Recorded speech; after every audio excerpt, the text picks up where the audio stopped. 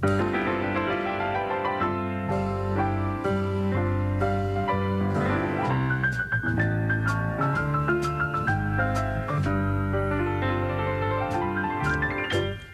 a beautiful day in this neighborhood, a beautiful day for a neighbor.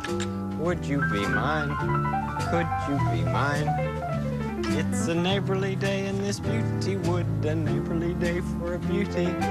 Would you be mine? Could you be mine? I have always wanted to have a neighbor just like you.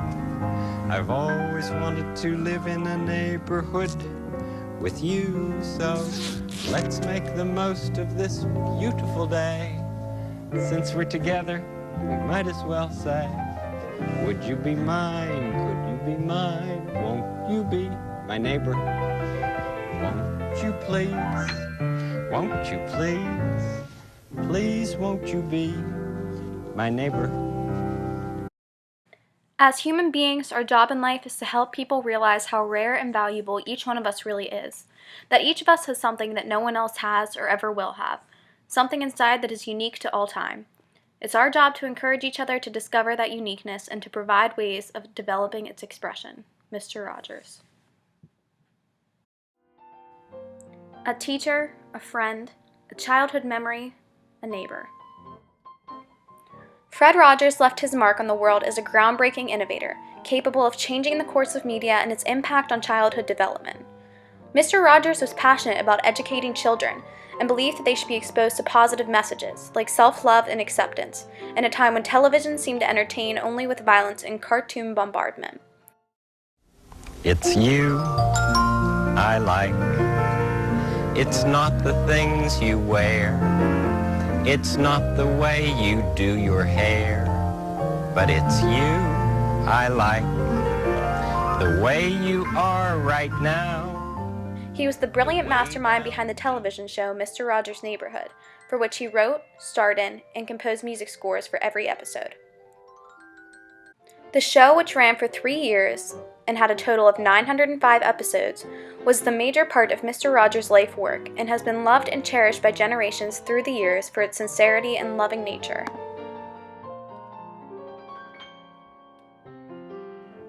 Mr. Rogers was born Fred McFeely Rogers on March 20th, 1928 in Latrobe, Pennsylvania, to James and Nancy Rogers. He attended Latrobe College, followed by Dartmouth College, from which he dropped out in his first year. After leaving the Ivy League college, he attended Rollins, obtaining a degree in music. Fred had always had a deep love and passion for music, which started when he was a young boy and his grandfather taught him to play piano. Mr. Rogers was also an ordained Presbyterian minister, as he was devoutly religious, and he had planned on working only as a minister until a fateful incident during his senior year in college drastically changed his career path. But I went home my senior year for a vacation in Latrobe, and I saw this new thing called television. And I saw people throwing pies in each other's faces. And I thought, this could be a wonderful tool for education. Why is it being used this way? And so I said to my parents, you know, I don't think I'll go to seminary right away. I think maybe I'll go into television. His first steps into a career in television were in 1954, when he co-produced the television show The Children's Corner on newly added children's broadcasting station WQED. It was this job that would later inspire him to incorporate puppetry into his own show. In fact, many of his puppets made their first appearances on The Children's Corner. I just thought it would be lovely to have a bubble balcony here at the castle.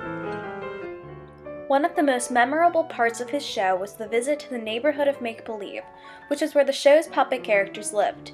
Every episode, the trolley would take the audience to the neighborhood of make-believe to watch all the fun and magical things that went on there. The origins of Mr. Rogers' Neighborhood actually came from Rogers' time in Canada during his early years in television. After being invited to create a program for CBC, a Canadian programming station, he was given the nickname as well as his first opportunity to debut as the show's host. He returned to Pittsburgh 3 years later in 1966.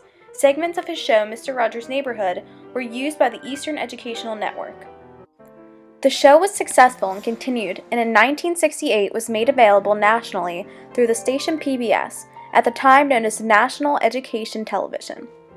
In 1969, Mr. Rogers went before the Senate to argue for funding for children's television. At the time, he was still fairly unknown, and Mr. Rogers' Neighborhood was still in its early stages. Mr. Rogers pleaded his case to a rather stoic group of senators, but by the time he was done presenting his argument, he touched the hearts of even the most gruff politicians. I'm very much concerned, as I know you are, about what's being delivered to our children in this country. And I've worked in the field of child development for 6 years now, trying to understand the inner needs of children. We deal with such things as the inner drama of childhood. We don't have to bop somebody over the head to make him, to make drama on the screen. We deal with such things as getting a haircut, or the feelings about brothers and sisters, and the kind of anger that arises in simple family situations. And we speak to it constructively. This is what I give. I give an expression of care every day to each child to help him realize that he is unique. I end the program by saying, you've made this day a special day by just your being you. There's no person in the whole world like you, and I like you just the way you are. And I feel that if we in public television can only make it clear that feelings are mentionable and manageable, we will have done a great service for mental health. Well, I'm supposed to be a pretty tough guy, and this is the first time I've had goosebumps for the last 2 days. I think it's wonderful. Looks like you just earned the $20 million.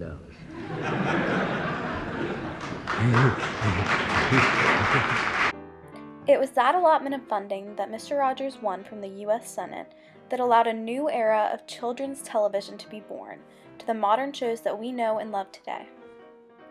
For 33 years, Fred Rogers broadcasted himself as Mr. Rogers in a small make-believe neighborhood. He began his show the same way each time, with a song and a flashing yellow light, meant to remind parents to slow down.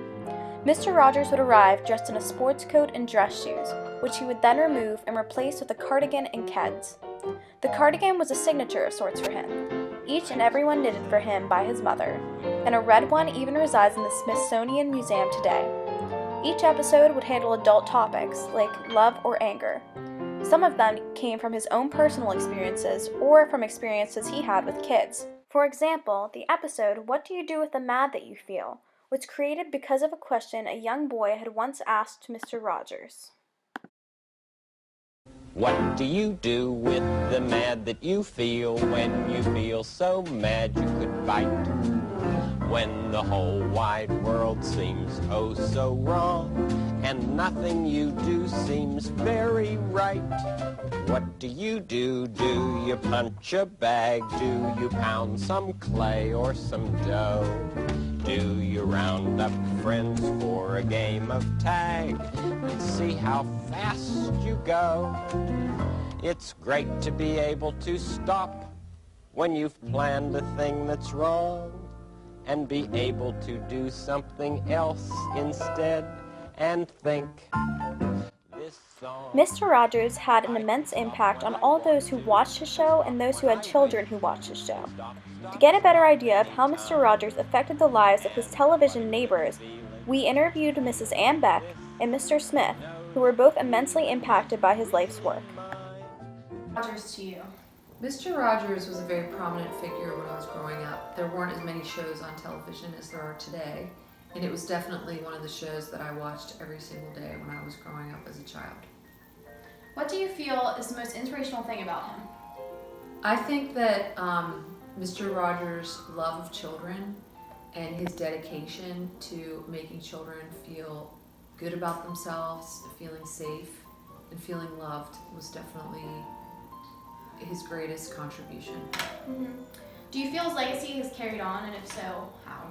Yes, I do think that. I mean, obviously, people of my generation remember watching him as a child. Our parents remember us watching it when they were parenting us. And it's also amazing for me to see my neighbor's little kids watching Daniel Tiger, which is a spin-off cartoon. But also, his image is present throughout the city at the Children's Museum, in Idlewild, also at Heinz History Museum. And there's a very nice statue of him as well in the city. So I think that his legacy will live on forever. And one last question. What should others take away from him? I think that you just need to remember to be a calming, loving person in children's lives. That's what they need in order to grow the best that they can. And I think Mr. Rogers was the best teacher of that to all of us. Thank you. Hello, Mr. Smith. Thank you for letting me interview you. Absolutely. So, who was Mr. Rogers to you? Mr. Rogers to me was that figure when I was younger. I just remember sitting there watching PBS, and he'd come out of the doorway, greet you, walk over to the what is that called there? The closet. Yeah. I was gonna say cabinet. Oh, yeah. Right. So his closet, take off his jacket, put on his sweater. As you can see, I have some Mr. Rogers style. Yes, as well. yeah. As you can see, and he'd sit there, take his shoes off, sing his song, and he'd always greet you. And that was just such a really comforting thing for me as a kid. I always remember watching him, and it was always a very fun and very just informative show. Yeah. He always taught you something. How was he an impactful figure, do you think? I think he was on the air so long that he influenced generations of people to be kind, respect one another, and he always had a good lesson. He always helped you learn something. He always taught you something. Yes. And what lessons and values should we take away from his life and his legacy? Just be kind to one another. I mean, that's what Ellen always tells us. Yeah. So she's like kind of like the new Mr. Rogers in a way. He was just always such a gentle and kind person. And, the work that he did with people who had learning disabilities or special needs was just amazing. He carried that through all of his life, and I think that so many people who watched him saw that and wanted to, be that same person that he is. And then one last question. Why was he so important, and what should generations nowadays take from his legacy? I'd like to think that we just take away all the wonderful work he did. And the one thing I always think of is that quote that always gets brought up anytime some tragedy happens, where he talks about look to the helpless. Yes. And that's always such a very comforting thing to remind you that even in moments of chaos and tragedy, there's always someone there that's going to lend a helping hand. I think we can always use that in our lives. Thank you very much. Thank you for your time. After a hard-fought battle with stomach cancer, Mr. Rogers finally succumbed to his illness and passed away on February 27, 2003. For almost all of his adult life, Mr. Rogers dedicated his life to helping children grow, learn, and love. Given his incredible life's work, it's no wonder he received a wide variety of awards to honor his service throughout the years. Such awards included the Presidential Medal of Freedom, the Peabody Award, 2 Emmy Awards, and a Lifetime Achievement Award.